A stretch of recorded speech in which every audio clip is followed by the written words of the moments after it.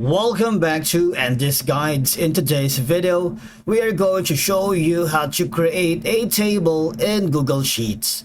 Let's begin. Now, the first thing that you need to do is to log in using your credentials.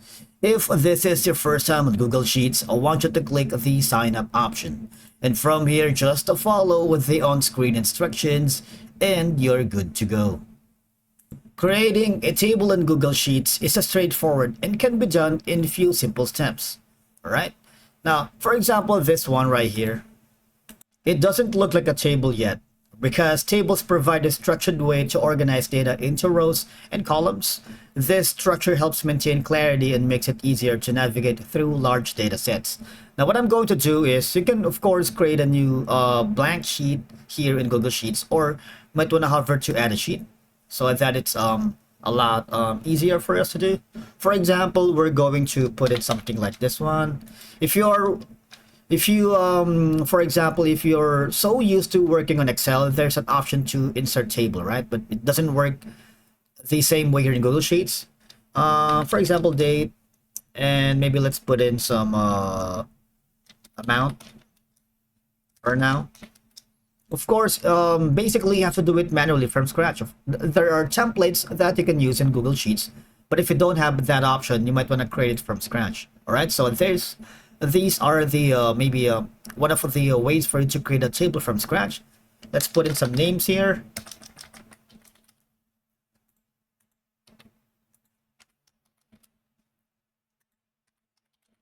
And maybe the date.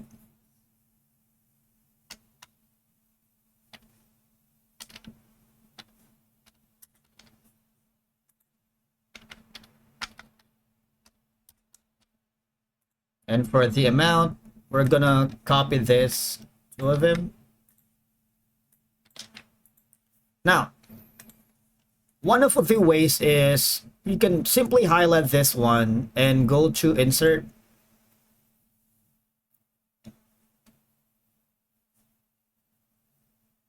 You can add chart or insert tables if you want, but that's gonna be different. But we'll deal with that later. But for now, go to format and go to the alternating colors. You see, maybe we can choose the header or footer.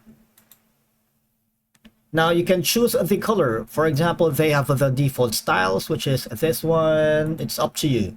Whatever your mood dictates to what color would you like to use.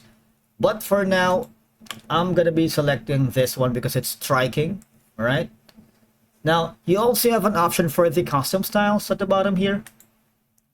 You can choose another color that you wanted, maybe this one, but not doesn't look right.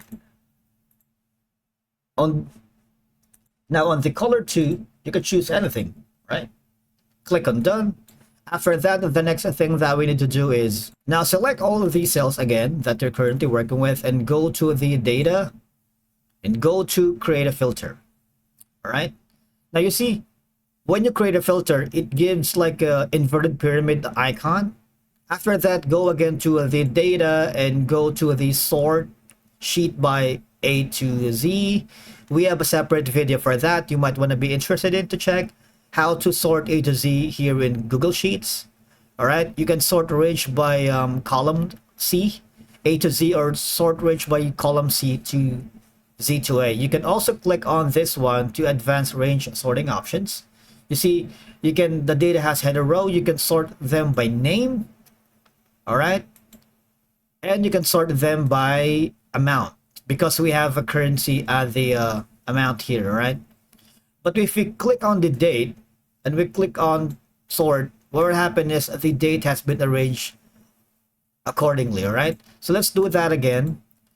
Go to data and sort sheet by A to Z. You see what happens? If you don't like it, just click on undo. Go to this one. All right, and again, you also have an option here to create a data validation. All right, now on the data validation, you can add a rule, right?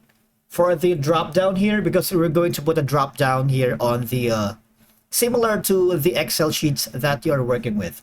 Now, you have an option from the drop-down: text contains, text does not contain, text is valid, and a lot more. So it's up to you what do you want to choose from the drop-down criteria.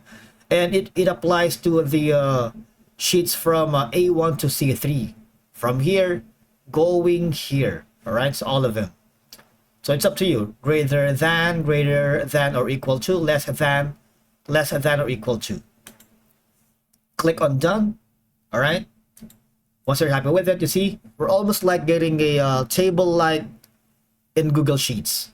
Now we're not, we're far apart from that, because what you can do if you wanted to copy this, maybe this, all of them. All right. And you wanted to put maybe like a border. I want you to click on this section right here that says borders. All right. If you wanted to click on all borders, and you can choose any color that you wanted. This is very it's not aesthetically pleasing, so maybe let's choose another color, or I don't know, maybe this one. All right. Now, of course, you can also maximize the grids here so that you can be working with a semi table. For example, you're computing for a financial analysis. All right. Now, table supports mathematical functions and formulas, enabling you to perform calculations within the data set. Now, once you have this capability is essential for conducting financial analysis and data-driven tasks, because tables in Google Sheets seamlessly integrate with other Google services, such as Google Forms for data collection and Google Drive for file storage. Now, once you are happy with it, you can basically rename this, maybe Andy Guide Table. And of course, you can simply copy this one. If you want to duplicate, you also have an option from the table that you have currently created to open, import, share with others, especially if you're working with multiple freelancers and clients and your companies, because Google Sheets supports real-time collaboration, allowing others to work on the same table simultaneously. This feature facilitates teamwork, enhances productivity, and ensures that everyone has access to the latest data. You can publish to web if you wanted, but we're not going to deal with that. You can email that as well. Email this file to Gmail, because that is one of the good things in creating a table in Google Sheets. They have an ecosystem here. And if you want to remove it and shortcut to Drive, you can do so as well. All right. And I believe that's it for today's video. Thank you so much for watching. We will see you again in the next one.